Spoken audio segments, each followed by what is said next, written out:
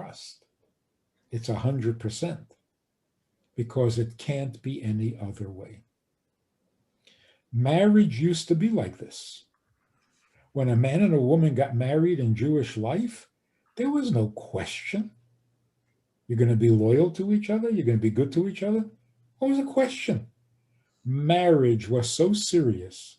Marriage was so holy that if you get married, all doubts are gone. Today, we don't have that holiness, that sanctity to the marriage. So we have to trust each other. And that's a little, unsettling. You can't trust the marriage. You have to trust each other. Well, that's a little harder.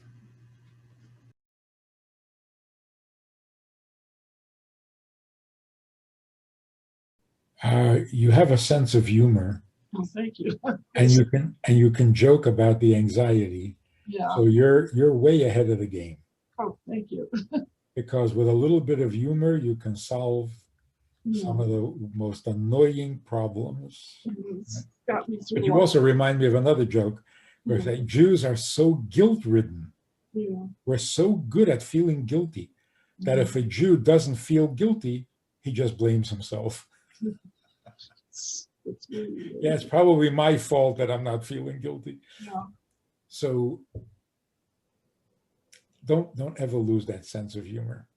But a person who is truly anxious, like chronically anxious, he can have the best life insurance policy, the best health insurance policy, live right next to a police station and a fire station, and he's still anxious. Realistically, you have to have insurance, not out of paranoia, but because there are things that will definitely happen, and you have to be prepared for it. It's not an insecurity. It's a definite. People don't live forever, so you have to have life insurance. That's not being paranoid. That's being realistic. So you get a life insurance policy, you have a health insurance policy, and you have the number for Hatzalah, should you need it. All that is just simply responsible. Now you can relax and enjoy life. You have your safety net in place. Now you can stop worrying about it.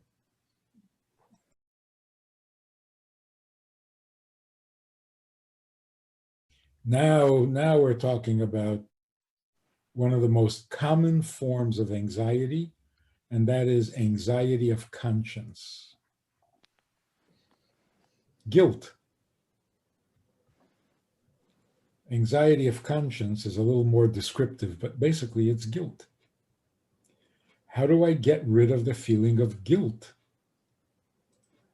Whatever consequences that is supposed to bring. Are you worried about suffering in the afterlife, about going to Gehenna? Are you worried that you don't deserve what you have? God forbid you could lose it all because you don't deserve it. Are you worried about your reputation? What is this anxiety of conscience? So there's a very real fact of life that psychologists don't really specialize in. And that is anxious about your relationship with God. Even if you don't believe in God, it doesn't matter. There's an anxiety of conscience, even in people who don't believe in God, they're not religious, but everybody has a conscience. And if you don't know how to handle it, you suffer from an anxiety of conscience.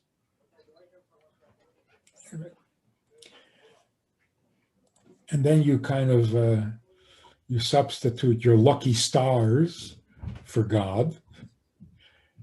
Are you going to have lucky stars? Or are you going to have good luck? Are you going to have bad luck? What are you talking? You're talking about God. But you don't want to call it that, so you call it stars or luck or whatever. But that would qualify as anxiety of conscience. Anxiety of conscience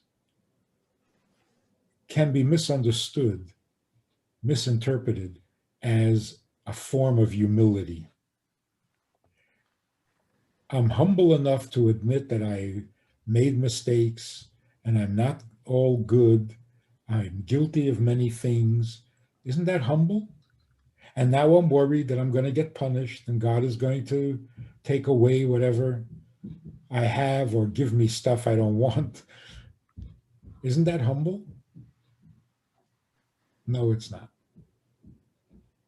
It's a backward form of ego, of arrogance, to think that God is busy all day long trying to figure out how to make you miserable. Not only isn't it true, it's not even nice to suggest that God has nothing better to do than to plot against you all day long, figure out new and different ways of making you miserable. No. If you really are thinking about God, trust him in what he says about himself. He overlooks sin. He forgives all the time. He asks you to forgive him for the difficulties he put you through. What is with this angry, punishing God? Who invented such a thing? This is not the God of Israel. In fact, we're reading now what Moshe in Devarim, Moshe Rabbeinu is summing up what has happened in these 40 years. One of the things he says to them is, Atem nitzavim hayem kulchem. You are standing here solidly, all of you who have sinned. Moshe Rabbeinu was saying, I told you about all the punishments that are going to happen when you sin, and you got really anxious and worried. Look, you sinned, and you're here, you're alive, you're standing firmly. Of course, every sin has its punishment, but no sin exists in isolation. For every sin, you also did a mitzvah. So how is God going to treat you? Just based on that one sin? No, not at all. Overall, the judgment in God's eyes is always positive. You may have sinned, you may have done things bad, but that's because you didn't get a good education, you didn't have anybody to inspire you, you weren't there at Har Sinai, you never saw a Beis Hamikdash. Not your fault. Even what is your fault is not your fault. So think the way God thinks. Why are you a more critical and harsher judge than he is? So you want to do tshuva? By all means, do tshuva so that it'll get you closer to Hashem, not get you off the hook from punishment or suffering. That's not kosher.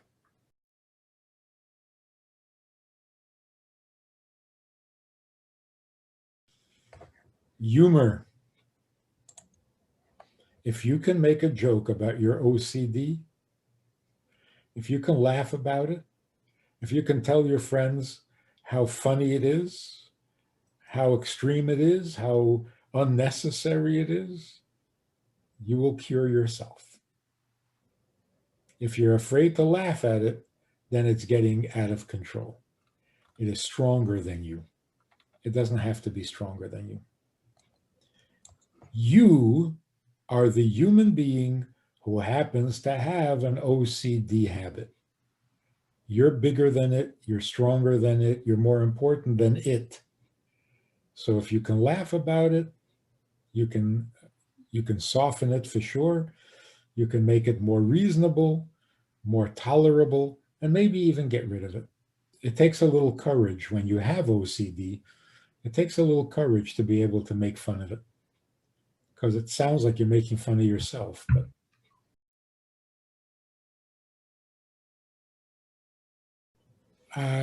stop calling it anxiety.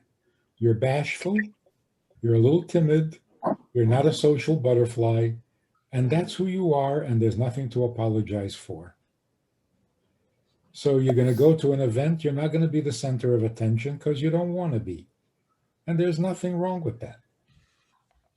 So stop making an issue out of it, and don't call it anxiety, and don't call it a condition. Don't give it a title.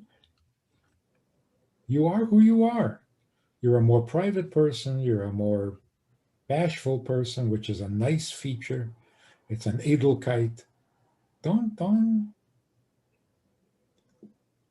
condemn yourself unnecessarily.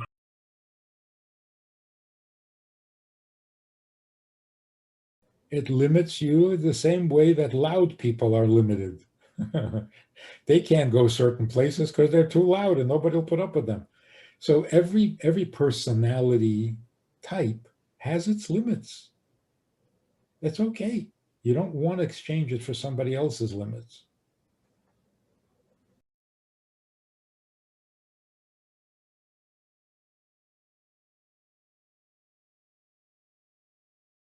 I'm sure you won't be terribly surprised if I strongly recommend that you go to the Rebbe, the Lubavitcher Rebbe's resting place, and write a little note asking for healthy, gesunde Kinder in plural, and then you can go home absolutely confident that you are going to have children. Because almost everybody who has ever asked the Rebbe for that blessing has gotten it. People go with every problem and every issue, but when it comes to children, the Rebbe was, you can take it to the bank. Maybe because the Rebbe didn't have his own, I don't know. But when he gave a bracha for children, you could take it to the bank.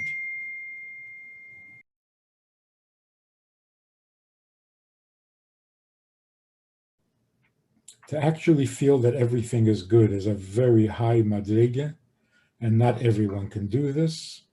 Very few people can do this.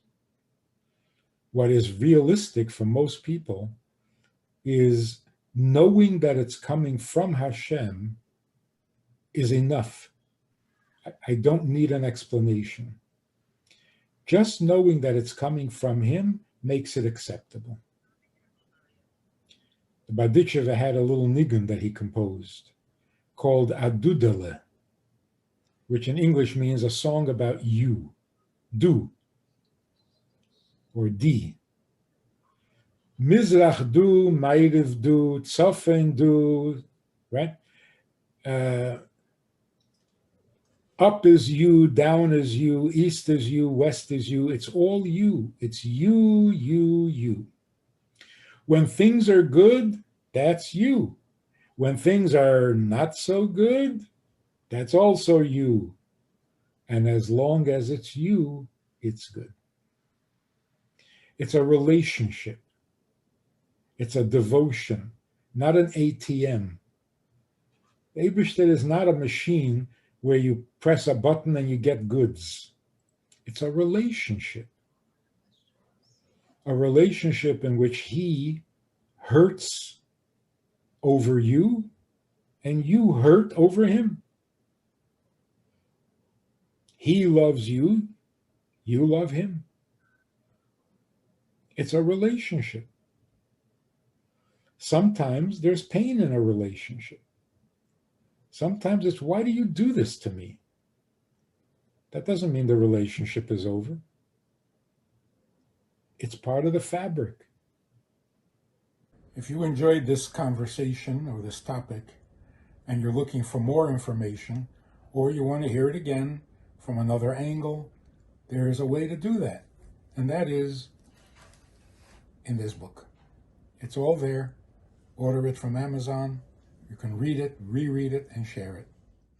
We have a Sunday night program for VIPs that you might be interested in. It's informal, it's questions and answers, it's conversation. It's really relaxed, it's really pleasant, enjoyable, informative, and kind of community-like. It's a Sunday night program. There's a Wednesday morning program for the VIPs, and there's a Wednesday night program. All of it just conversation, casual, laid back, unscripted. So join us, take a look, click the link below and see which of the three suits you best, and join us for some enjoyable conversation.